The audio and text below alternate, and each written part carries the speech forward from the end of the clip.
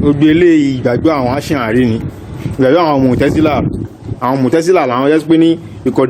ìkọ̀dìmúnà làákìlá lànákìlì gbogbo tó bá ti wà náà rẹ̀ sìn bí Al-Qur'an àbí hadith tí ó bá ti bá ọpọlọ mu àwọn fẹ́ gbà wọlé náà lẹ́fi sọ pé nàbí kan kò lè lo 950 tọ́lọ̀ sọ́nù Kùránì tó hàn gidigbe ẹ̀ ń pè Kùránì nírọ̀. So in tó sì burú fún ẹ máa wo nǹkan tó wá burú fún tó burú náà rọ̀ yìí ni pé intenso ìyànà àti bẹ́ṣe gba ìjáàbù lórí ọ̀pọ̀lọpọ̀ àwọn ọmọ ẹ ti fẹ́ gba ìmá kí n lásìkò lára àwọn èèyàn tó ń gbọ́yìn torí pé ń sin gbárùkú wọ́n ní ìwọ̀n lásìkò wá ní ìyànà kí mọ́ṣáṣí ìkọ̀ ní síjọ mọ́mọ́ náà anybody látàrí kò kí n lásìkò ẹlòmíràn padà kírun mọ́ ẹ sì ní pé ẹ fẹ́ kó ìyà burú ṣetán fẹ́ kíyàn parun pátápátá ni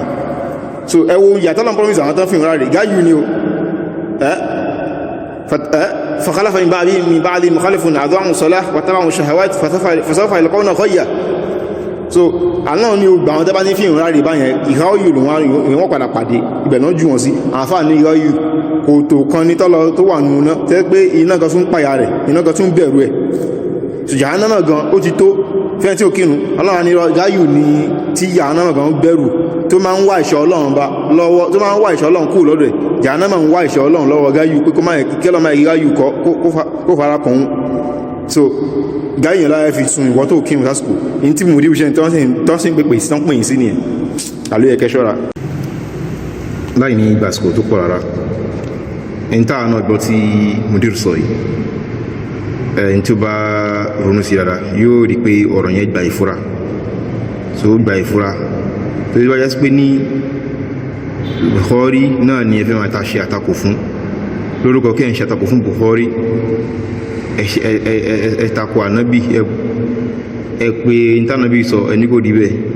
ẹ máa sàábẹ̀ rẹ̀ ẹbẹ̀ sí ní bú wọn ẹ ti bọ́ sórí pé ẹ̀ ń takò ọ̀rọ̀ Ọlọ́run báyìí ẹ̀ ń takò ọ̀rọ̀ Ọlọ́run bá kó máa yẹ kí Bukhari yóò padà fa ìparun fún yín so torí pé nígbàtí mo ti fọ̀rọ̀ yìí hàn kan náà àbáwá tí mo fọ̀rọ̀ yìí hàn àbáwá wọ́n ní ṣé kò ka Kùránì ní mo ní kò yé mi náà ó hàn gírí jó inú Kùránì tọ́lọ̀ bá sọ pé ní inú Suratu Nisa tọ́lọ̀ sọ pé ní fa idha tma'nantum faqimus salah inna as-salata kanat 'ala al-mu'minina kitaban mawquta lọ́nà tọ́kọ̀ yíwá ti wá balẹ̀ tẹ́ sínú ìfòyà mọ́ ní tọ́lọ́ sọ àwọn mùsùlùmí gbà náà ẹ̀kírùn ẹdẹ́hùn dúró tó ń ti pé ó lè jẹ́ pé ojú ogun gan ni ẹgbẹ́hùn dúró kanat 'ala al-mu'minina kitaban mawquta tó dé pé ọ̀nà yẹn tó lásìkò ní ló jẹ́ lórí àwọn onígbàdù ìdíkódà nǹkan kan tẹ̀wá sí mi lọ́kàn gan sí ní tẹ́fìmọ̀ pé ìrún lásìkò lójú ogun gan wọ́n ní kẹ́ṣe kí ni ká kírùn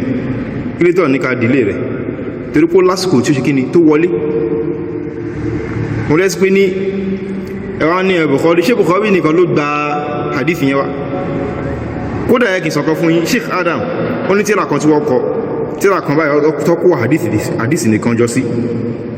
wọ́n pè ní hadith táwọn ọmọ jáde láti nù Muwatta Malik mo ní tíra yẹn but ilé kọ́ mo wà ní ìbà ilé kọ́ ni mo wà ojú ọ̀nà ni mo wà mo kọ̀ sáré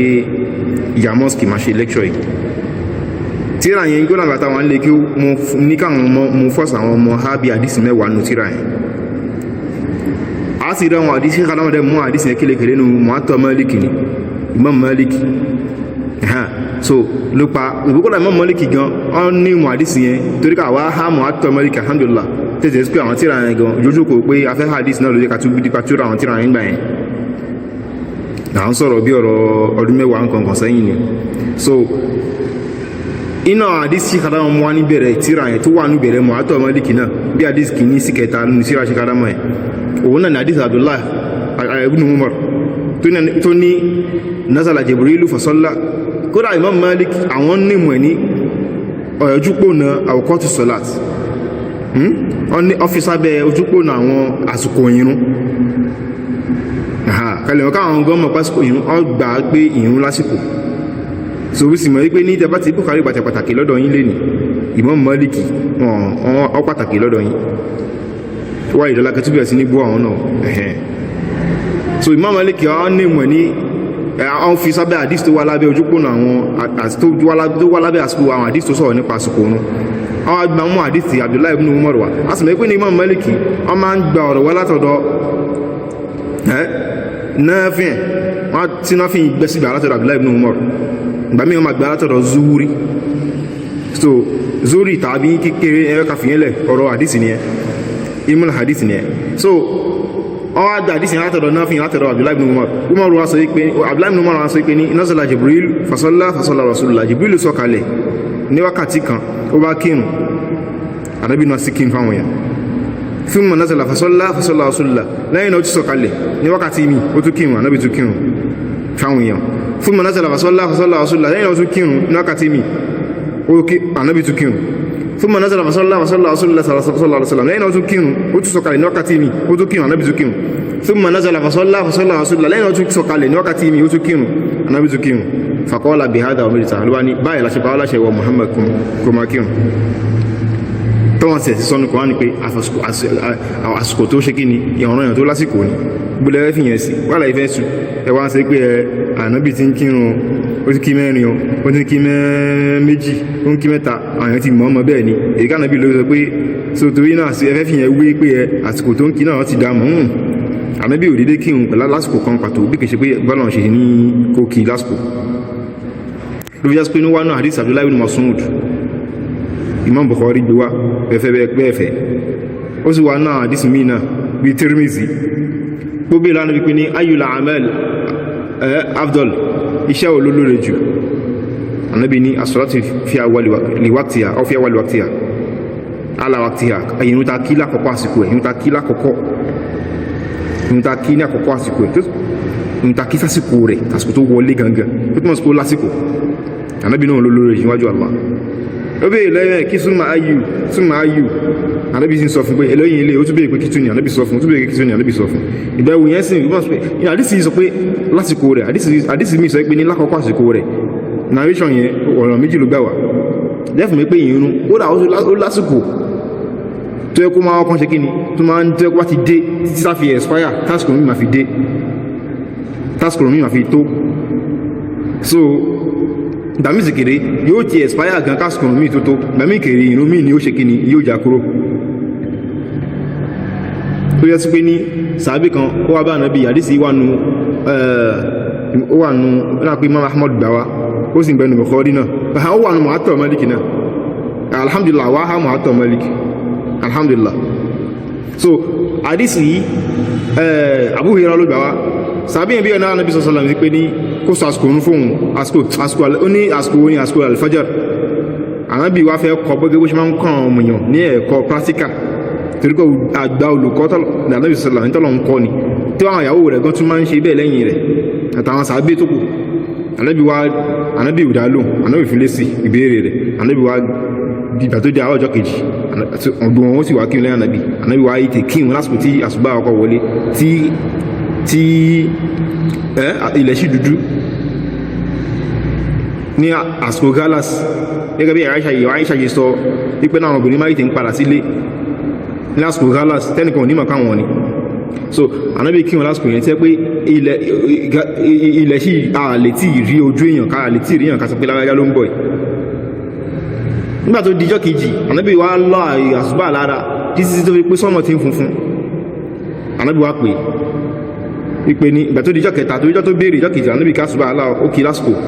tó yá àti wá dijọ́ kẹta so lẹ́yìn ìjọ́ kejì Ànábì ọkọ̀ ká àsùbá lásìkò tó yá wá ìjọ́ kẹta Ànábì wá lásìkò tó pẹ́ tí pé lẹ́yìn fi máa funfun Ànábì wá sọ pé ní aláwájá tó béèrè jọjà ó lè mìíràn Ànábì ní láàrin méjèèjì ìrìn àsùbá ó túnmọ̀ sí pé ó lásìkò tó ń wọlé ó lásìkò tó ń ẹ́ndì sí ọ̀rọ̀ pọ̀ nípa àsìkò irun gan tí a bá ka Mu'atta Maliki ọ̀rọ̀ pọ̀ nípa àsìkò irun ẹgbẹ́ ṣe máa kà ní inú Tirmizi inú Ibn Majah inú Musnad Ahmad bẹ́ ṣe máa kà ní so tẹbá ní Buhari ò dá ṣí ma Maliki náà àwọn náà tún sún wọn ní tẹ́lá àwọn tún ṣe ẹ̀túṣà gbájú ọ́n ṣáwá àfá àwọn Bukhari ni Imam Ahmad àbíkà pé àfá àwọn Bukhari ni Imam Ahmad so tí kò rí bá kọ àdísì yẹn kó ẹ̀ṣẹ̀ olóṣẹ̀ ìbá àwọn kan ṣáájú rẹ̀ ẹ máa wọn yẹn náà kẹ máa mú wọn bú Shafi àfà àwọn Imam Ahmad ni àfà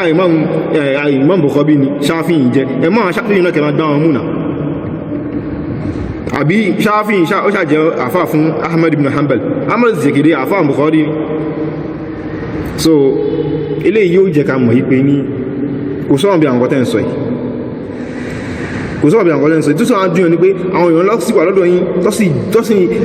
ẹ̀sìn dé lẹ́bù yẹn bọ̀ díẹ̀díẹ̀ ẹ̀sìn dédé orí kan ní báyìí ẹ̀sìn takọ̀kọ̀ wá ní báyìí náà láfi sọ pé ní Ànábì Nuh alayhi salam kò lo 950 95 lólò tọ́lọ́n sì sọ explicitly ní tó fojú hàn gẹ́gẹ́ pé ní falabisa fihim alfa sanatin illa 50 ama àwọn ti rán Nuh sáwọn ọjọ́ rẹ̀ ó sì lò pẹ̀lú wọn ó lo 1000 alfasana 1000 years illa 50 ama dín ní 50 years 1000 dín ní 50 1050 950 kọ́ nìyẹn pé calculation wọlé wá ṣe yẹn mọ̀ pé ọ̀rọ̀ létà náà bí tẹ́kọ̀ọ́ ní sọ yìí lọ́ka tẹ̀sí ìlú ilẹ̀ kẹrọ àwọn ọ̀rọ̀ tí ó jẹ́ kẹ́ mọ̀ pé kò sọ́rọ̀ mi nǹkan tẹ́ ń sọ kẹrí ń bẹ̀ ìṣẹ̀lẹ̀ tó ṣẹlẹ̀ ní ayé Ànábì Nuh bí 95 years ò dé ìṣẹ̀lẹ̀ yẹn ó dàbí Ànábì Musa ni tó bá pé tànábì Nuh ló ń yáyìn lẹ́nu Ànábì Musa ẹ lọ ka Qasasul Anbiya tíra táwa kà dáadáa ni Qasasul Anbiya Ibn Kathir tíra ta kà dáadáa ni tí wọ́n yẹ pé ẹni tó wá gbé lọ́wọ́ tó wọ́n fẹ́ nà kó máa ka tíra tó lọ jí lọ́wọ́ wọn àbí àbàtì kà tán Ànábì Musa aka ní Qasasul Anbiya ti Ibn Kathir tó ṣe tafsir Ibn Kathir ipe ní ó lò tó 500 years ṣìbítà Ànábì Nuh ló ń ya ilẹ̀ Ànábì Musa lò tó 500 years àbí ó kéré jù ó lé 300 years nítorí pé Ànábì Yusuf alayhi salam tóhun ti wá ṣáájú ti pẹ́ ṣáájú Ànábì Musa ṣáà pé ọmọ Yakub ni Ànábì Yusuf tí Yakub jẹ́ ọmọ Ishaq tọmọ Ishaq jẹ́ ọmọ Ànábì Ibrahim àyà ti kẹ́lẹ̀ mọ̀ pé tipẹ́tipẹ́ Ànábì Yusuf ti wá Ànábì Yusuf òun lò 300 years tí ó bá lé ó wá aládìyẹ kan adìyẹ tí wá ṣẹ̀mí lẹ́yìn Ànábì Yusuf ìbíyàn lẹ́ní kò lè lo 950 ayé ẹ̀dẹ̀ ẹranko gan ó tí wá ṣe ẹ̀mí Ànábì Yusuf ló sin adìyẹ wá bẹ̀rẹ̀ sí ń ṣe ẹ̀mí títí tẹ́lẹ̀ yẹn fi ṣe ẹ̀mí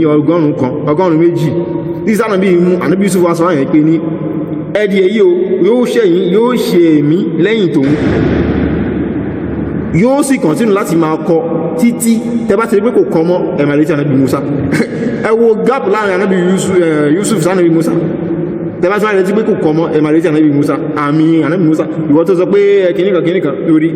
àmì pé ayé fẹ́ parẹ́ àbánàbí kan ń bọ̀ lọ́wọ́ gbẹ̀yìn ìgbà kò ṣe ìbẹ̀rẹ̀ àmì ti ń bẹ̀ ti pẹ́ tẹ́fìmọ̀ kí nǹkan ń bọ̀ ẹ lọ kankan sùn àbí àwọn bẹ́ẹ̀ so àwọn Ànábì tó kù wọ́n lọ́dún lónìí Fìràwọ́nà ẹ̀mẹ́yọ ọdún tó lò ní ẹ̀mẹ́yọ ọmọ ọjọ́ orí Fìràwọ́nà Ànábì Musa wá ó lo ìgbà Fìràwọ́nà ó lo ìgbà Kọ̀rúnà ó lo ìgbà Hàmánà ó lo ìgbà Ànábì Musa ní ẹkùn gan ni ẹ̀mí ẹ̀sì kéré sí ẹni Ànábì Nuh ẹ̀mí Ànábì Nuh kéré sí ẹ̀mí Ànábì Adam ó tọ́ sí pé tẹ́wàá sọ pé Ànábì Nuh lo 95 years kò lo 950 Ànábì Adam tó wá pé 95 ní Ànábì Nuh lo ó tọ́ sí pé Ànábì Adam tóun lo 1000 ṣe hàn pé 100 lẹ́mà ló lò gbọ́dẹ̀fẹ́ bá ìgbìlẹ̀ ìjà ẹ̀yìn ọ̀nẹ́sì ẹ̀sì wà ẹ̀ṣẹ́fẹ́ kó bá àbáyìí ẹ̀yìn lẹ́sì máa sí máa sọ pé àyílẹ̀ látúwí lọ́dún yìí ó farabalẹ̀ kó gbọ́ èyí látúwí lọ́dún èyí látúwí máa ń sọ èyí látúwí lọ́dún yìí àbájẹ́ tí máa pè ní bọ́ǹbù kí ni bọ́ǹbù kò tún wọn kan àìnímọ̀ ni ìmọ̀ wà nílẹ̀ kọjá kẹ bí bọ́ǹbù olómi tí ò sí nǹkan kan bẹ̀ ni bọ́ǹbù ní só lásán ni ẹ̀ẹ́sì tó máa yí pé tó pẹ́ kọ́ máa sọ àwọn èèyàn nù ni àwọn èèyàn máa fi yín ẹ̀rìn ni torí pé òdòhò cat ní gbogbo tí ń tẹ́ǹsọ̀ lẹ́nu ẹ̀ àwọn tó kàn máa pààyàn lẹ́rìn nígbàtí àwọn kan display ẹ̀sì fẹ́ sin ẹ̀yin tẹ́ ìwà lẹ́ìpẹ̀ bàbá yìí àáríyàn kan tó ń mọ̀nà nínú yín àjọlágbà àti ọ̀dọ́ àtọmọdé tẹ́sí ó ti á pé bàbá yìí sákèsí pé ẹ̀mà tí ń kọjá àlàkùn láti màdẹ́ ń takò lọ yìí tọ́lọ̀ wọn sọ báyìí tẹ́yìn sọ nǹkan míì ilé iná jẹ́ ń ṣókè o ẹni tó máa gbẹ́ yóò gbọ́ torí àwọn èèyàn náà láfi ń sọ ilé ìkọlọ̀ jẹ́ kó ṣí ẹni tó máa ṣí lórí kó ṣí létí hádà wa sallallahu wa sallam ala rasulillah alayhi wa sallam alhamdulillah